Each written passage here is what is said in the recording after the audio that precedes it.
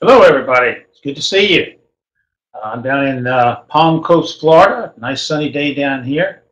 I've been writing all day. In fact, something you may not know, you stay a year ahead in the book business. So I've just finished Cotton Malone's next adventure, which will come out in 2014. And I just sent it off back to my editor, about an hour ago. So you're here on a day when I've actually finished a novel. But today we're here to talk about this year's book, The King's Deception. It's Cotton Malone's eighth adventure, a great story in London dealing with his son Gary, and something very interesting from Tudor history with Elizabeth I. So if you're ready to go, fire away, and let's have your first question. Send them on to my way, and we'll get started. A reader asked, did you travel to England to research the book? Yes, there were two trips to England with this book. The first was where we actually came across the idea of it in a little village north of London. Elizabeth and I were up there. We were taking a tour of the cathedral there, and the lady who was taking us around told me about a legend that happened in the village of Bisley, about an hour away. And it was for many centuries, on a day certain, they would take a young boy, dress him up in female Elizabethan costume, and parade him through the streets. And that was a very odd thing to do, and it got me thinking, and that's where the whole idea of the novel began. And I did a lot of research during that trip, and we went back on a second trip. So all of the things that Cotton does in that book and all the places he goes, Elizabeth and I explored too. Whenever you're ready, just send them on. Here comes something, King's Deception. How long did it take you to write it? Do you find it easier to write now than when you first started? Now, no. The answer is, I was told once by the great writer David Morrell that the longer you write, the harder it gets. And he's actually correct. I didn't believe him at the time, but now I actually do. I've written 17 novels, 12 of which have been, well, now 18 novels, 12 of which have been published. One will be published next year. And each year they get it progressively a little harder to do. And the reason for that, I've discovered, is simple. Your imagination bank. Yeah, that when you first start out writing, your imagination bank is just chocked full of stuff. You've been stuffing stuff in there for years and years and years, and you've got more than you can possibly use. But after about, I've been writing now 23 years. After 23 years, you begin to make a lot of withdrawals, and your withdrawals outpace your deposits. And so it does get a little harder every year. Thankfully, I've got ideas for the next 4 books, so I'm okay for the next 4 years. And I don't think it'll ever become impossible, but it certainly does become a little more difficult. Now, the writing of this book takes, like all of them, 12 months of actual writing, 18 months from the time I start the idea to the time I finish, with 6 months of preliminary research before I get started. So the process is a total of an 18-month process, but I need every day of those 12 months to write the novel. Yes, I use, the reader asked, do I use photography to assist in descriptions of the writing? And yes, I do. I take a lot of pictures. On both of those research trips, I probably took 400 or 500 pictures. I bring them back home with me, and I use them all the time. You just can't remember every detail. There's no way. So pictures are the best way to do it. When I wrote the scenes that take place at Jesus College at Oxford, I didn't get a chance to go into the college when I was there. It was closed. So I had to do it all from pictures. And we were in England 2 weeks ago for the release of The King's Deception, and I got to go into Jesus College. And it was pretty cool to see that I got most of it right. I got about 99% of it dead on from the pictures. So pictures can be very valuable, and I make great use of them, and I have for many years. Do I have a favorite period in history, one that really inspires me? No, not really. I used to think that the medieval time was my favorite. But I've come to discover now that I really like all periods of history. I did ancient times with Alexandria Link and the Venetian betrayal. I've done Asia with a little bit of Venetian betrayal, but a lot with the Emperor's Tomb. I've done Russia with the Romanov prophecy. I've done all over. I've done American history with the Jefferson Key. All of them seem to be interesting to me, so there's not one that really stands out anymore. In one of Raymond Corey's books, cotton is mentioned in there. Yes, it is, and we did that on purpose. It was something that Raymond wanted to see if his readers perhaps read cotton books, and then I mentioned his character in one of my novels to see if there was crossover there too. Jim Rollins has mentioned my character. I've mentioned Jim's. Brad Thor has done the same, and we've done the same with Brad. It was a little experiment we did to see if readers were paying attention and also to see if they cross over. We discovered that there was a massive amount of crossover. A joint book venture between me and Raymond, I don't know if that's going to be possible to do. It's just he's with another house, I'm with my house. It would be very difficult to do something like that. So I don't think we would see that now. Have I seen the Tudors? Of course. I watched all 34 episodes. They were great. Watched them in order. I've got the DVDs and sat down and watched them one after the other. It's really, really good. No, it is not historically accurate, but it is a fictional representation of that time. I love historical fiction. It was close enough to be entertaining. They did a super job with it, and I really, really enjoyed it. Now, in my novel, I stick a little tighter to history, a little tighter to the way things were, just tripping it up just a tad. And of course, that writer's note is in the back to tell you where I tripped up and where I didn't. But if you want to get a good show with the Tudors is certainly a great show to watch. Reader says he loved the Jefferson Key. Does the new book follow the same sort of fast-moving plot, multiple character perspectives? Yes, it does.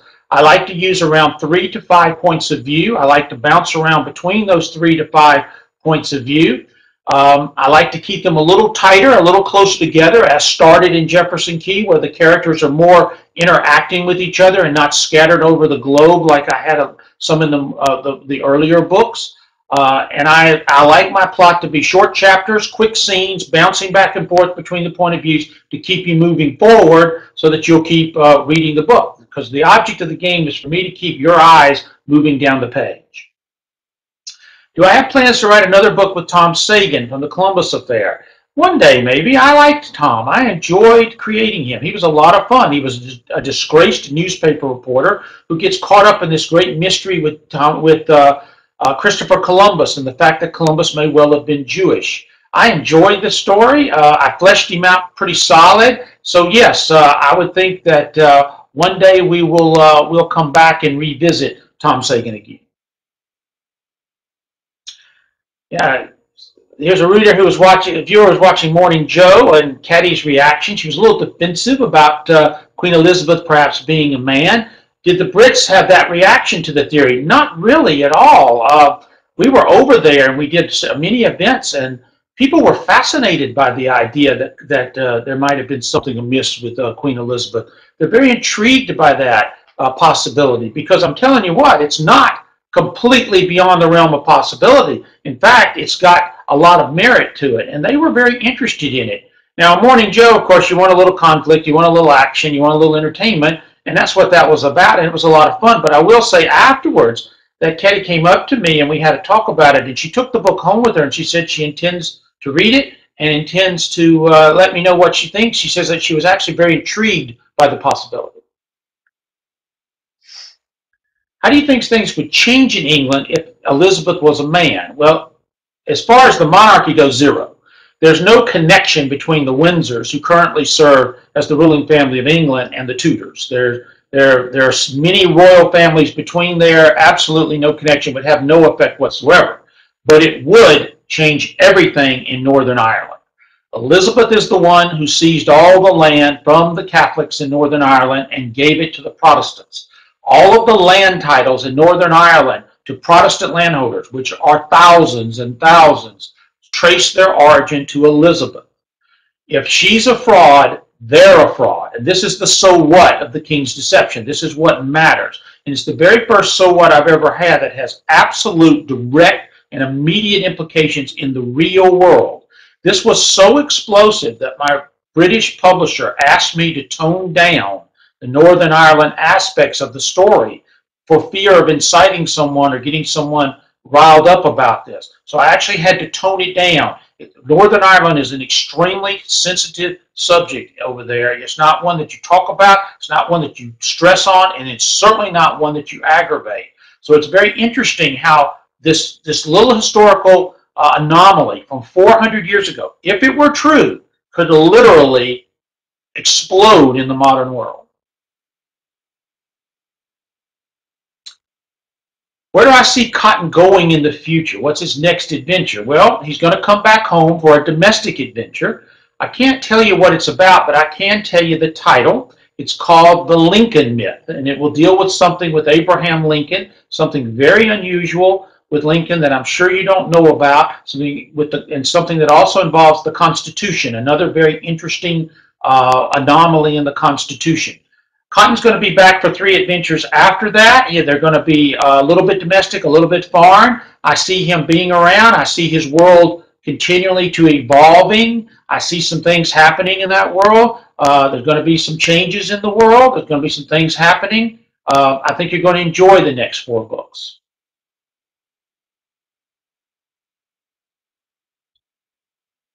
I was waiting for the next question, but they're not coming. Everyone's bashful. There we go. Now, don't be bashful. Edie would love to see Cotton Malone books turned into movies. Yeah, that'd be great too. I'd love that too. I wish that would happen. We get a lot of interest, maybe a couple of dozen inquiries a year, but so far no actual contracts have been signed and nothing's been done. But certainly there's been a lot of talk. Some talk is getting a little more serious.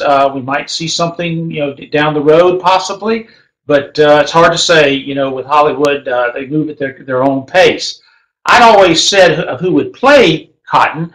I've always envisioned him as a George Clooney kind of character, as opposed to a Daniel Craig kind of character. So that's always that way I thought of him. Cassiopeia, she certainly, could be anyone. Halle Berry could play her. Angelina Jolie could play her. Any actress that has a little bit of that Middle Eastern flair to it, a little bit of that Moroccan look to it, a little bit of that feel to it. Any actress there could play. Has social media helped you connect with your readers?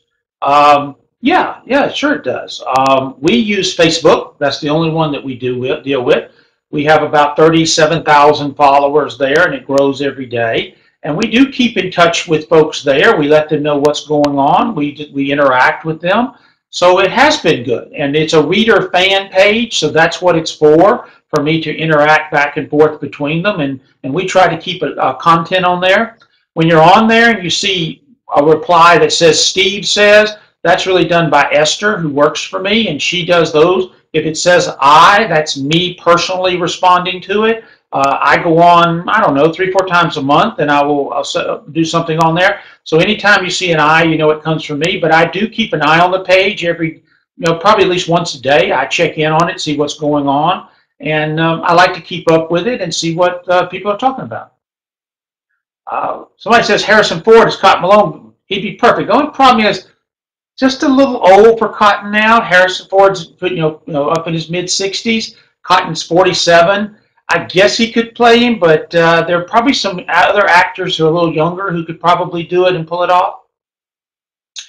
Am I a fan of the Assassin's Creed games? No, I've never been a video game person, so I really don't have any familiarity with it. He says one is about the Revolutionary War and pirates. And of course, that's what the Jefferson Key was about. Quentin Hale was my pirate in there, but of course, I did pirates in the Jefferson Key as they really were. You're going to learn a lot about them there. If some of you haven't read that book, it's a really good story about a clause in the Constitution that will shock you that deals with pirates. Very interesting stuff.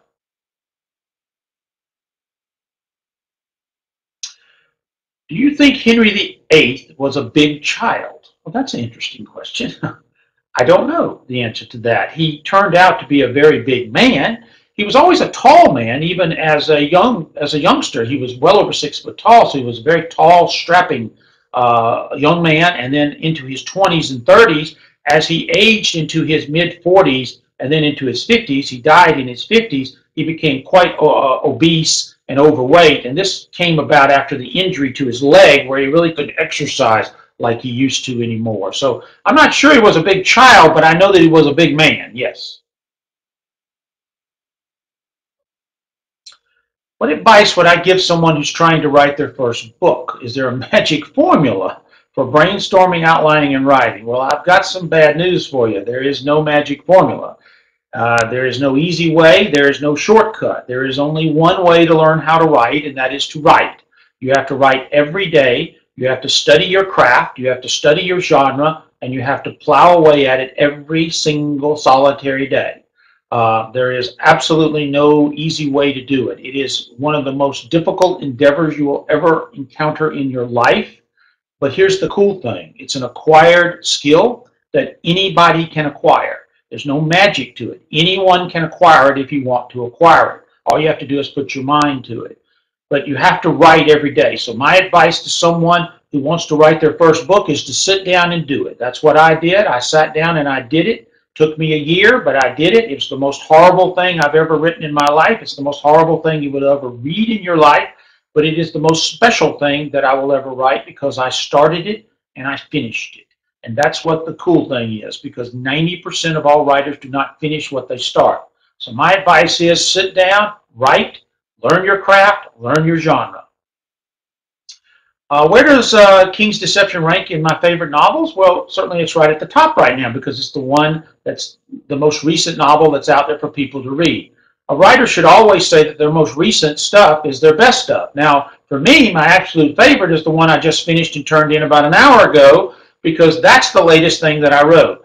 You see, a writer's craft should evolve with each thing you write. What you wrote today should be a little bit better than yesterday, and what you write tomorrow a little bit better than today. That's about all it ever gets. That's as good as it ever gets. And so, certainly when someone says, what's your favorite thing you've written or what's the best thing you've ever written, your answer should always be the latest thing, the last thing that I just wrote. If you're not answering it that way, then there's something wrong, something seriously wrong with your craft. If I was stranded on a desert island and I could take 3 books to read, what would they be? Well, that's a fascinating question. I don't know. I have to think that through for a second here. I probably would take a very large dictionary because it would be fascinating to study the English language and the words and their origins and what they mean and where they came from. So a very, very good dictionary would be fascinating to take along with you. I probably would take Hawaii by James Michener, which is my favorite book of all time, simply because it was the first adult fiction book I ever read when I was 15 years old, and it always holds a special place with me. And I'd like to have that there with me. For the third book, though, I don't really know what that would be. I'd have to think that through. It would probably have to be something of great substance that would sustain me, since it's the only 3 books I'm going to have for the rest of my life. So it needs to be something quite hearty, quite involved, probably nonfiction of some sort, perhaps a big, giant, thick volume of a history of the world. That might be a good one to take with me so I can have something to keep me occupied.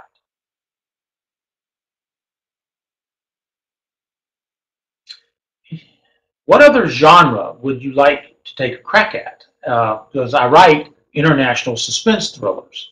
I love historical fiction. Pure historical fiction would be a lot of fun to write a book just set in the past, totally. I love historical fiction. I love Sharon K. Penman and Margaret George. I love those kinds of books there. But you know what? I have to say, science fiction is kind of interesting too. I've always had a little sci-fi novel kind of in my gut. I wouldn't mind doing a pure suspense thriller, something in the vein of Harlan Coben or Michael Connelly, which would be very interesting too. And I'd be a liar if I said I wouldn't mind taking a little crack at a fantasy novel. It would be kind of interesting. I don't read the genre, but the genre interests me, and I'd love to have a little fun with it and take a crack at it. So I have a lot of interest to branch out. I don't know if I'll ever get the chance to do it, but it's fun to think about. What am I reading this summer? Well, unfortunately, I'm reading the nonfiction books, doing the research for the 2015 novel, which I have to start writing very shortly because it takes me a year to write it. So I'll be writing it for the next year, turning it in next year. So I've been reading a whole bunch of books in that subject matter. Now, unfortunately, I can't tell you what that subject matter is. It'll give away the book, but that's really what I've been reading. I have read, though, I did read Inferno by Dan Brown. I'm reading Jim Rollins' new book right now, The Eye of God. And I'm also reading a nonfiction book called The Plantagenets, which is about the ruling family of England in the early parts of the 11th, 12th, and 13th century, which is very interesting. So those are the books I'm reading for fun, but I'm reading those other ones for work. Do I research many topics before selecting one for a book? Yeah, I do. I do go through quite a few. Some of which, well, I should say most of which don't pan out. They don't really work. Ones that do, I start focusing on. I usually only stay one idea ahead. That's usually the best I've ever been. But right now, I'm actually four ideas ahead. I got this little idea burst a few months ago, and I came up with four ideas that actually panned out and worked. And so I do have the next four novels set and ready to go in my head, so I can put those together and do, which is very unusual for me. So I'm actually doing the research on all four of those kind of simultaneously, and it's really nice because I might actually get a little ahead of myself, which I haven't been in a while. What type of wine is in the fridge? Good question. I don't know. That's Elizabeth's wine back there. Let's see what it is.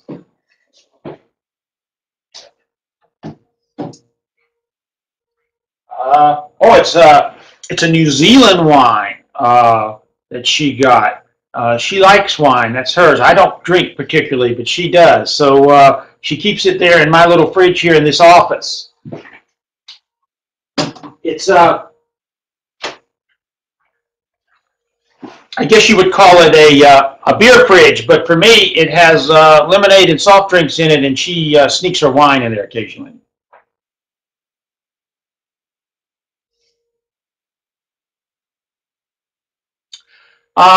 When are we coming to Baltimore for the workshop for the Battle of Baltimore? Well, again, it's all going to depend on whether we can get a group up there a recognized historical group who can sit down and put this thing together and assemble it. We'd love to come. We'd love to be a part of it. We want to do it.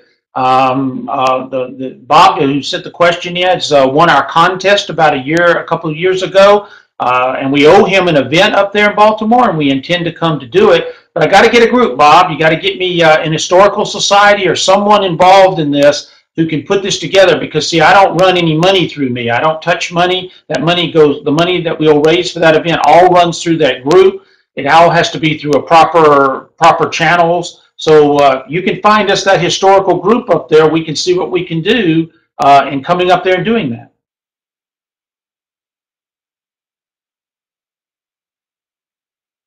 What are my political views? Well, I'm not going there now. I write novels, so I just like to entertain people to do. Any comments on the NSC Eric Stoughton debacle? It's really interesting, and I think it's going to sneak its way into one of my books in the coming years. There's some interesting aspects to that. It's fascinating to me, and so you might see a little of that sneaking in to the novels. I'm sure you're going to see it sneaking into a lot of thrillers. But there's an aspect of it that kind of intrigued me, and I think I'm going to work it into the 2015 plot. So it's very, very interesting what they're doing.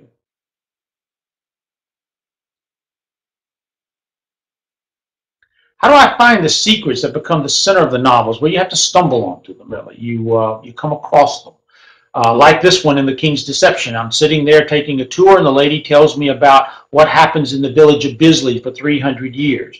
I begin to look at it further, and I find out that Bram Stoker wrote about it in the early part of the 20th century in a book called Famous Imposters. I get the book, I read it, I get intrigued, I start looking at it, there's a novel there. The same things happened before with the Alexandria link, where someone told me about the theory that Kamal Salibi had come up with.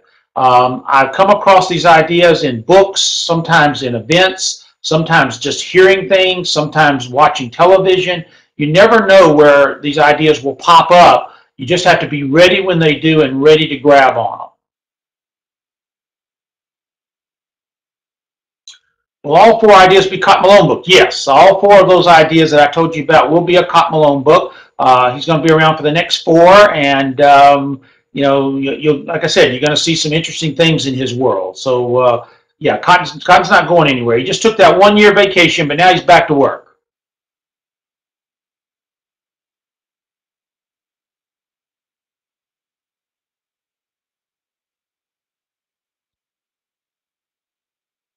The nice Aussian New Zealand wines are great. I don't know. I don't drink, so I don't know, but Elizabeth seems to like them quite a bit. I just never acquired a taste for alcohol. It was just something when I was a young man. I never acquired it, so I just never liked the taste of it.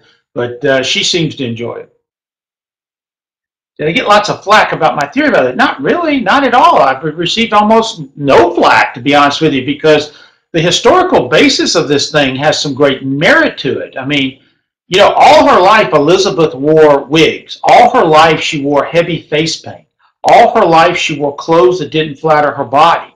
She refused to allow doctors to examine her. When she dies, she leaves orders that she's not to be autopsied or examined in any way, her body sealed away, and it was.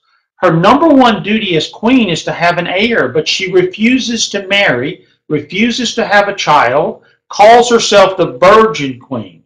Then when she dies, they bury her and her sister Mary in the same grave so their bones will mingle together. And it actually says that on the tomb. Now, if that isn't suspicious, if there's not something going on there, then you're going to have to explain to me what all that adds up to.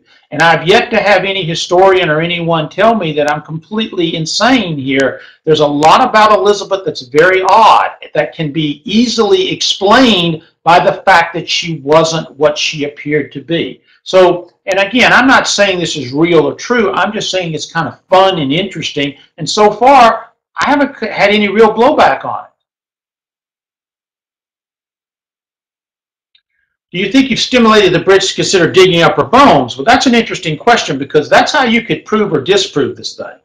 Elizabeth's tomb has been sealed for 400 years. It's the only royal tomb that's never been breached. No one's gone inside this tomb. So we have no idea really what's in there. Not even during the English Civil War when there was tombs desecrated all over the country. They did not desecrate this tomb.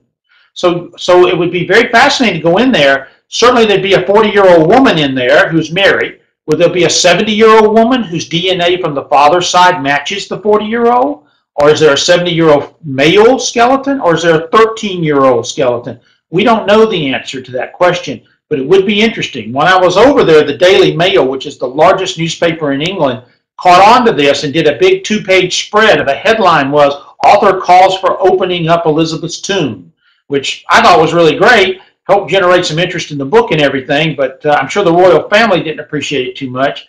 And I doubt very seriously if that tomb will ever be opened, because on the off chance that there's not a 70-year-old female skeleton in there that matches the DNA of the male of Mary's skeleton, because if there's not, then you've got big, big trouble in Northern Ireland.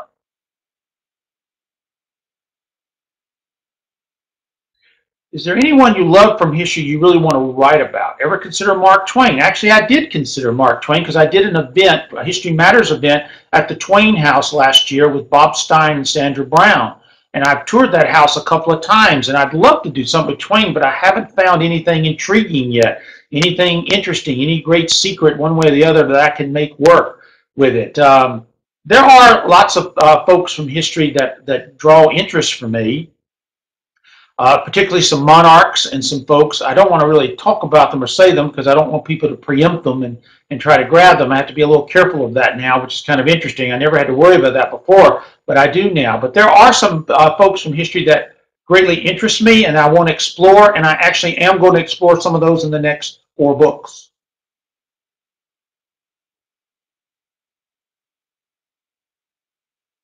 What advice would you give a beginning author who has limited financial resources to travel and research?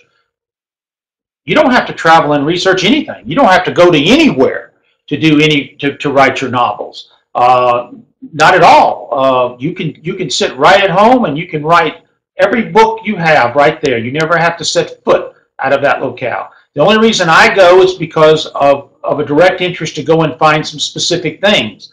But you don't have to do that. There's no requirement. Here's the cool thing about learning how to write. It doesn't take 1 cent to learn how to write. It doesn't take 1 dime to learn how to write. You don't have to spend a penny to learn how to write. All you have to do is sit yourself down every day, sit down and write every single day. Then you have to read your genre, study your craft, do what you've got to do, and teach yourself the craft of writing. It does not require money. It requires discipline and determination.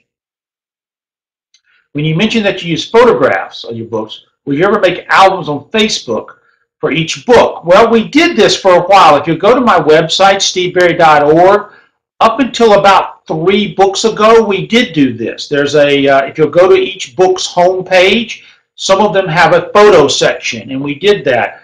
I stopped doing it because it was so hard to assemble them all, but I've been regretting that, and I've been meaning to go back and start creating some of those again. So you might see us start them again. But you certainly can find them for the first 5 or 6 novels, or maybe even 7 novels where we did it. And a lot of those photographs on there are photographs that I took while there. So you might see us do it because I really enjoyed that. And now the technology is such that it's not as hard to do it as it was back then. It's much simpler to assemble those pages. So I may very well go back and add those.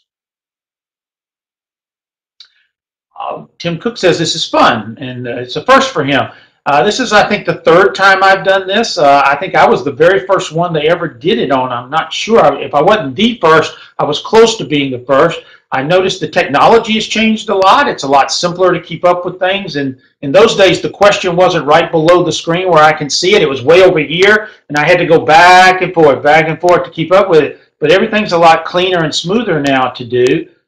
It's certainly a lot easier to interact. So I enjoy this too. You really are looking at the future. This is what you're going to see more and more and more and more of this, as it makes greater sense where writers can connect with their fans at a more direct level and never leave their house.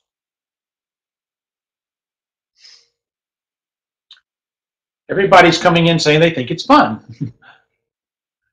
What are my feelings on Canadians? I like Canadians. They're cool. I mean, I've been up there several times. I haven't been back up for a signing because the Canadian publisher just hasn't had me back up there. So maybe you ought to contact Random House up there and send some emails and tell them you'd like to see me come. They have to invite me and get me up there. We've been up there a couple of times and done some signings and some PR events. I'd love to come back just anytime. I've heard the idea of replacing a monarch with imposters is nothing new in English history. Are there any other examples? Well, there were some discussions of some kings being, I don't know about imposters with the kings, but certainly pretenders.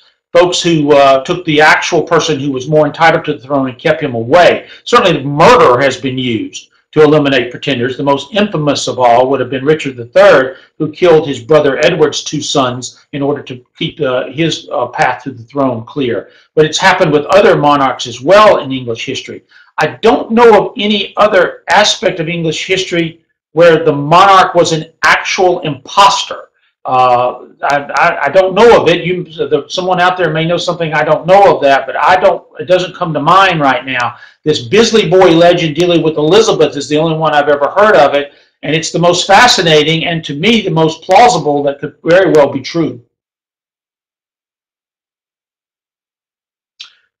30 minutes left, what they're saying, so ask your questions, make your comments, bring them in. We've got another half hour, and then we're going to have a drawing to see who wins copies of The King's Deception.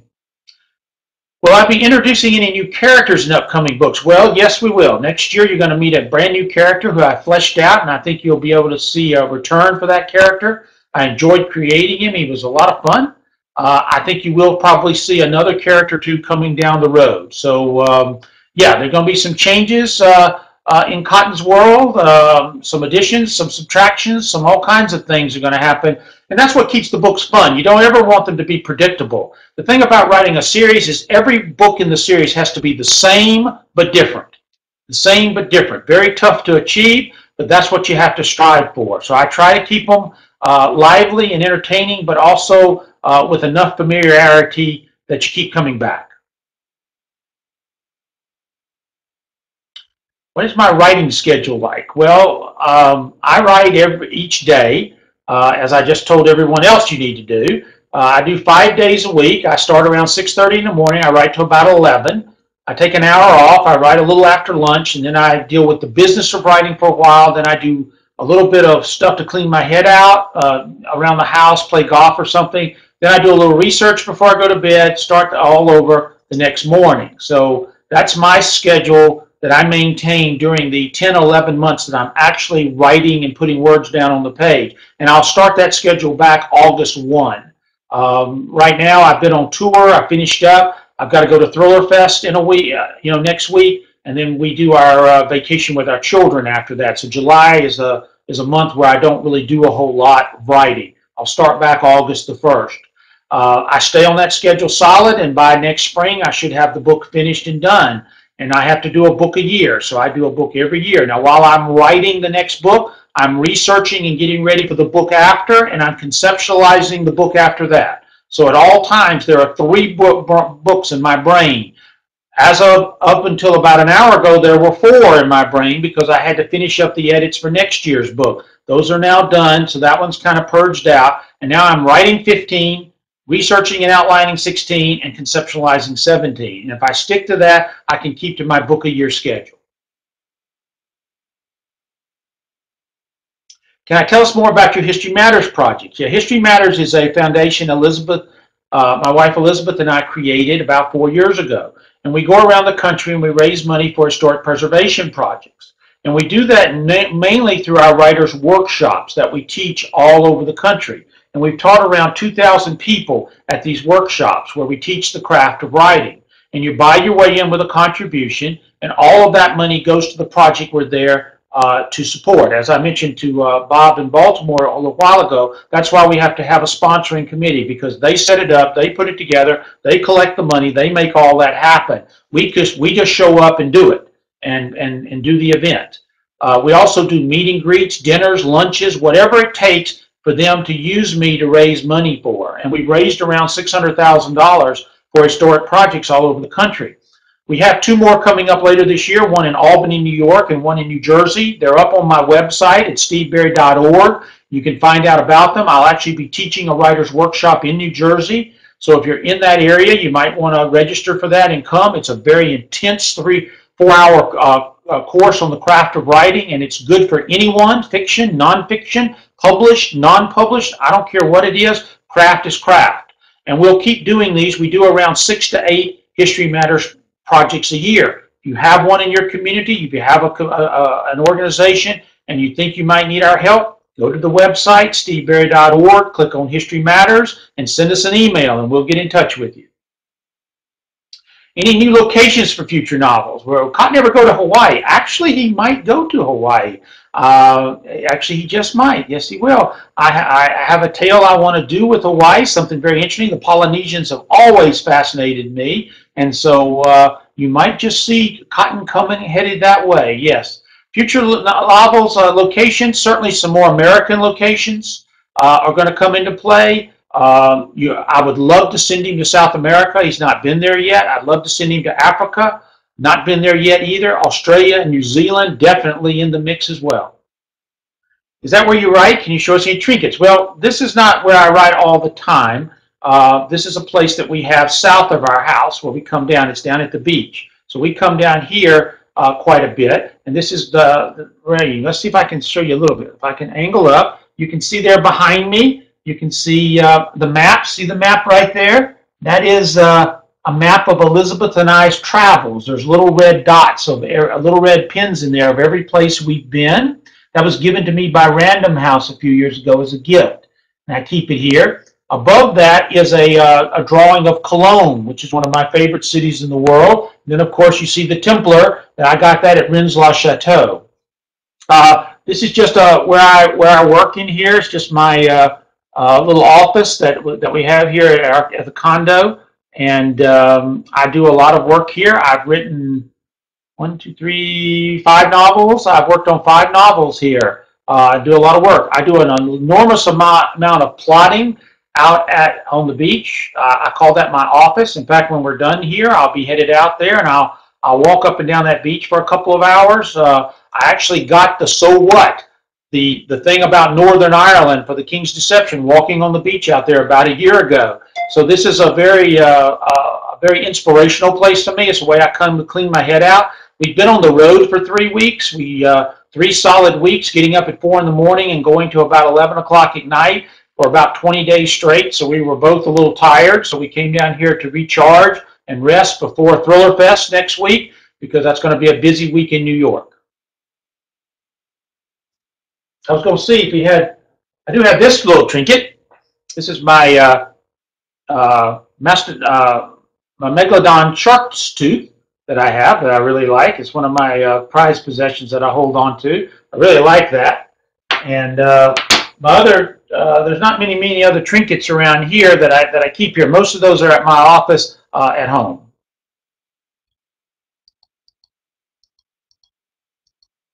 Can you tell us a little bit about ThrillerFest? Well, ThrillerFest is the gathering of the thriller genre. International Thriller Writers is a group of 2,000 thriller writers from around the world, and I was one of the founding members. I served as co-president for 3 years.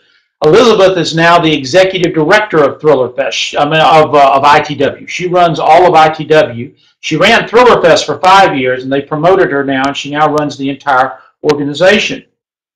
We gather in New York at the Grand Hyatt, and it's next week. We'll start on Wednesday, go to Saturday. It's open to the public. You're welcome to come and register. You can go to thrillerfest.com and find out all about it. Those of you up in that area can get day passes and come for the day. On Wednesday is Craft Fest. I'll be teaching that morning a 2-hour session on story structure, point of view, and dialogue. Those of you up in that area who want to attend that, you can register for that day and come. Thursday is Agent Fest. Those of you who have completed manuscripts, we have 65 or so agents in the room. You get 3 minutes with them, and it's over several hours, so you can end up speaking to about 15 or 20 agents that you can pitch to directly. And this is just about everybody in the business is there, agent-wise, because we're right there in New York. Friday is sessions and seminars. Saturday, more seminars. Saturday night is the banquet where our Thriller Awards, where everyone in the business is there. So if you're interested, come. We get more and more fans every year. This year, we'll probably have 300 plus fans there. And you'll have some of the best writers in the world are there. You can hang out with and talk to. Thriller writers are the easiest people in the world to get along with. And it all happens at the Grand Hyatt starting next Wednesday. But as I said, go to thrillerfest.com if you want to find out more about it. Yes, if a small town historical organization submitted a request for you to come, would it be possible? Of course, that's exactly who makes the request.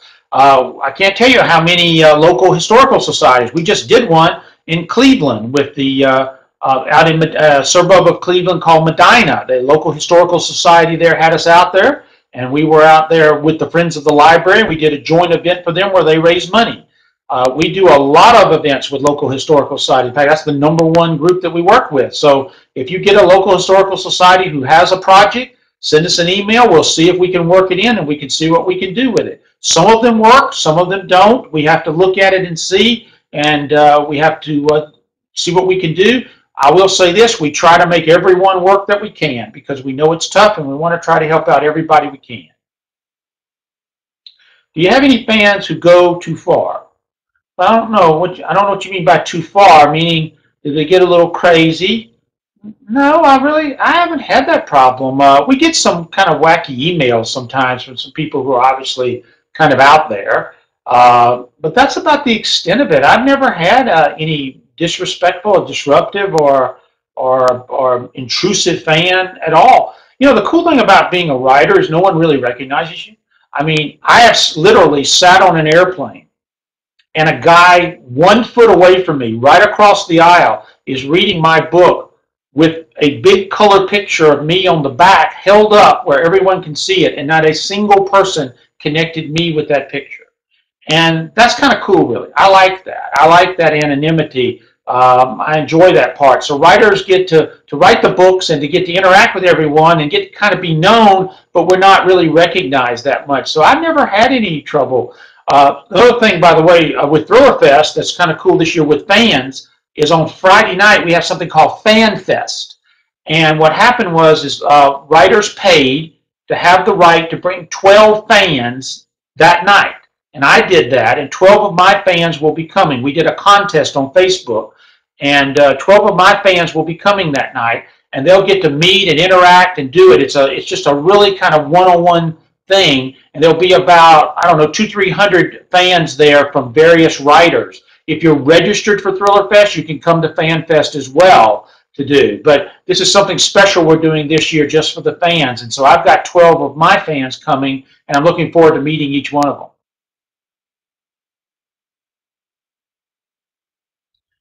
Do I read reviews, and how important are they? Do they shape my novels? Well, I'd be a liar to say that I don't read reviews. And any writer who says they never read them is not telling you the truth. We all read them. You can't help it.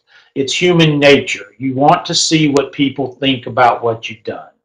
Now, what you do about it is different for each writer. Most of the times you do nothing. I mean, I just read them. Sometimes they get under my skin a little bit, particularly when someone's just spouting off. They clearly haven't really even read the book. And even worse, they actually like the book, but they just want to hear themselves talk and say how awful it is to do. Yes, that's irritating. Yes, it is. But it's part of the game. You have to have a lizard skin. Now, occasionally you'll get a criticism that you will hear over and over and over and over and over again. One of the ones I heard for many years where people said, you know, you're bouncing around between those points of view, and it's a little difficult to keep up with sometimes because we don't read the book in long sittings. We read a little bit, and we wait, and we read a little bit, and we wait. And I do that. I read a book the same way, and that was a valid criticism. So what I did, starting with Jefferson Key, is I began to tighten the plotting up a little bit, where the characters were a little more interacting with each other, and it was easier to keep up with what they were doing and where they were. And I've been doing that ever since. So that was a valid criticism that I took heart and made some changes on. Now, you got to remember something about writing. No writer ever got better by being told how great they are. So there's nothing wrong with criticism as long as it's good, valid, and constructive.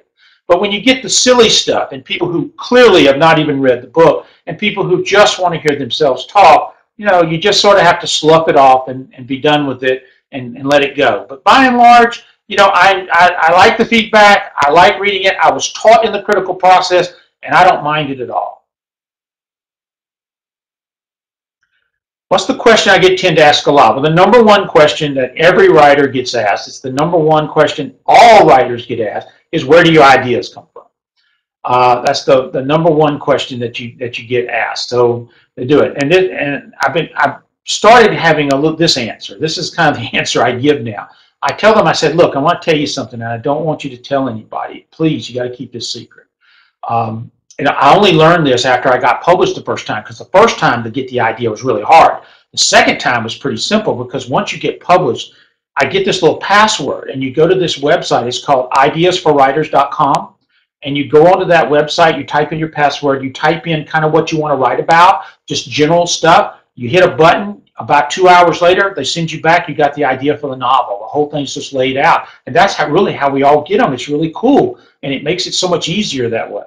Now, you'll be surprised how many people actually believe that and actually think I'm being serious with it. But I'm kind of dramatizing how difficult it is. It would be lovely to be able to do that and get those kind of ideas, but it just doesn't work like that. The ideas come slowly, and they come very difficult, and you have to work on them all the time. Like I said, I'm very lucky that I have 4 right now, which is a first for me.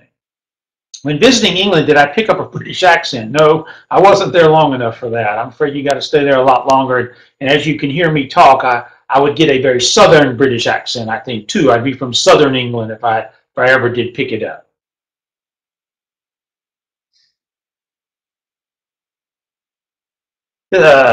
This reader loves historical fiction, but has never read any of my books. Where do you suggest I start? Well, that's the cool thing. You can start wherever you like.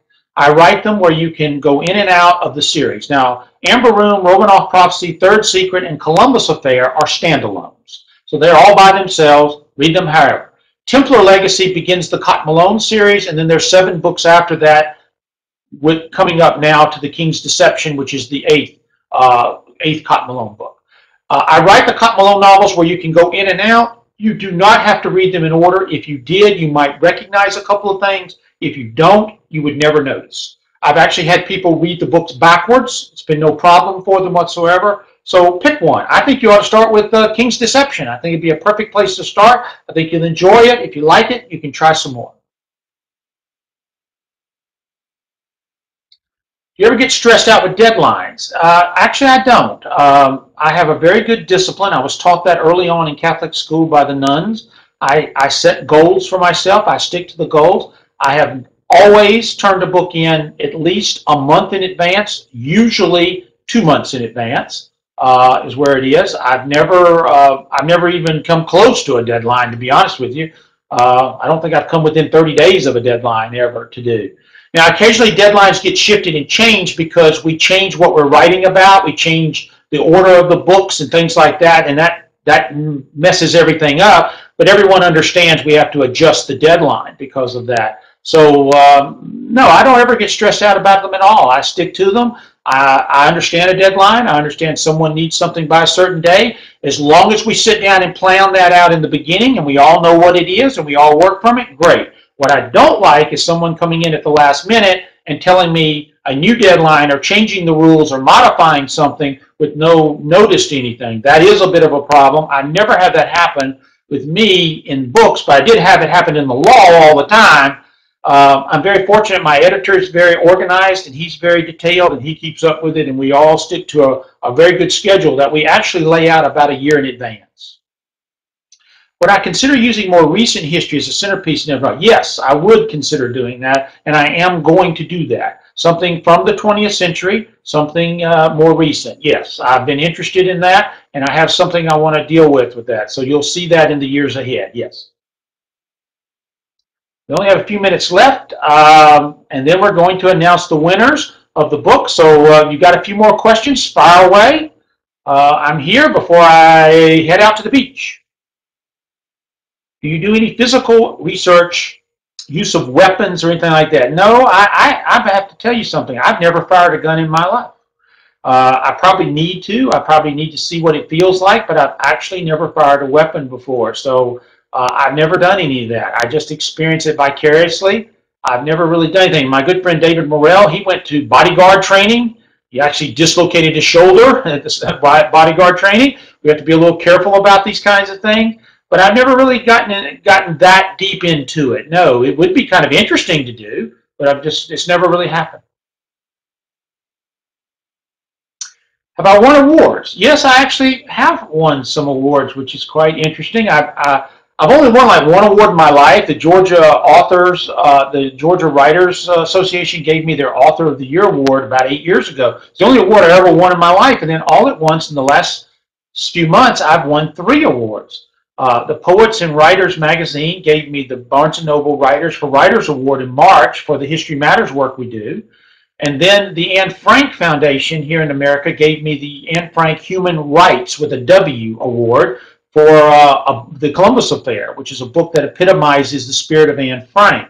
And then next week at ThrillerFest, I'm going to be given the Silver Bullet Award, which is the award the thriller writers give for philanthropic work, which is kind of cool. When I was president of ITW years ago, I helped create that award. I was there the day we created it. I never dreamed that I would ever win such a thing, but they called up a few months ago and said they were going to give it to me. So I've actually won 3 awards in the last few months. It's really kind of humbling and an honor to happen.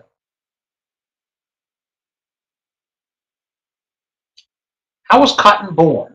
Cotton was born one evening in Copenhagen. I was sitting in Hybro Plots, which is a square there. I was in the Café Nordon on the 2nd floor. There's actually a picture of me doing that on the new website. If you go to steveberry.org, go to the photos section, scroll through, you will see a picture of that exact spot. I was sitting there and he came to me and he was born. And I said, he's going to live right here. He's going to be a retired Justice Department agent. He's going to live in Copenhagen. He's going to own an old bookshop, and this is going to be his home. And that's where it happened. And I went back home and I wrote The Templar Legacy. And that trip was always very special to me, by the way, because it was on that trip in 2002 when I learned that the Amber Room had been bought for publication by Ballantine Books. I got the fax from my agent saying they had bought it. After 12 years and 85 rejections, I had finally sold a book. So a lot happened during that trip to Copenhagen. It's one reason why Copenhagen remains one of my favorite places in the world. Do I have a favorite book to movie adaptation? I really like the way they adapted The Client, Grisham's 3rd novel. That was a really good adaptation. Tommy Lee Jones was good in that movie, and I enjoyed the way they did that. That's one of the few times I would say the movie was actually a little bit better than the book. They really brought that to alive real well. I'm going to go out on a limb. I'm going to say this, and I really mean it. I really like Tom Cruise, what he did with Jack Reacher. I enjoyed that movie very much. I thought it was well done. It was very entertaining. You know, it was just, I thought he nailed the character perfectly, and I bought into it completely. I left the theater that day saying that was really, really good. So that's another one that I really enjoy. Do I listen to music when I write? Yes, I do. I usually find music from the country or the period that I'm writing about. When I wrote King's Deception, when I was in England, I bought some Tudor music. I had a bunch of Tudor music. I bought it at Hampton Court, and I played it over and over again, that Tudor music to do. It's just a little habit that I've done. When I wrote Emperor's Tomb, I had Chinese music, which was very, very interesting. Asian music that I had. Venetian Betrayal, I had a lot of Italian music I was listening to. I picked that period and I sort of listened to it. So it's sort of a little habit that I've come into, yes.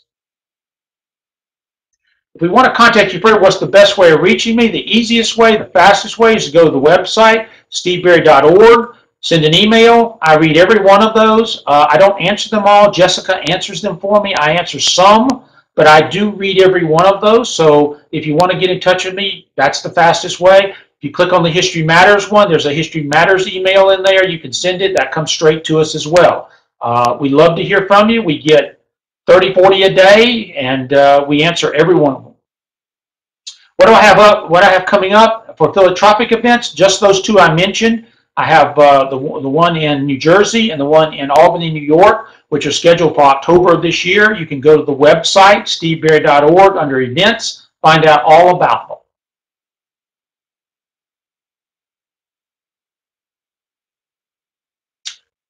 Ask again, what am I reading right now? As I said, I'm reading the history books for the next novel, and I'm reading Jim Rollins' Eye of God. That's the one I'm reading novel-wise right now, and I'll take it with me when we go to New York next week. I always read Jim's books every time they come out. He's one of the guys I read all the time. How can I get an autographed copy? We do it a couple of ways. Before the book comes out next year, we will open back up on our page, and you can order through the Bookmark, which is a local independent bookstore in my area. You can order a personalized book, and it will be sent to you on release day next year, which will be May of 2014, and I will personalize it for you however you want. Autographed books, I know that the Bookmark in Neptune Beach has some. So you can go to their website. You'll have to look it up. I don't know. It's the Bookmark in Neptune Beach, Florida. They have some signed books, but if you want to send me the signed book to sign and send back, we'll be glad to do it for you. Just send us an email through the website, and Jessica will show you how to do that. What are we doing for 4th of July? We're going to be here at the beach and probably just sit out, cook out, enjoy ourselves, and get some rest, because starting next Monday, it's going to be 7 intense days of hard work again from morning to night. So these are rest days. I want to thank everyone. This has been great for submitting your questions. Let's announce the winners. Here are the official winners of the King's Deception books. We have selected them, and here they are. Jacqueline Haggerty, Tim Cook, Lazy Day Reviews, Edie Motley Walworth, and Pam Stanton Burrell. Congratulations to you all. You'll be getting that signed book, and I hope you enjoy it. And when you read it, let me know. Send me an email and tell me what you think.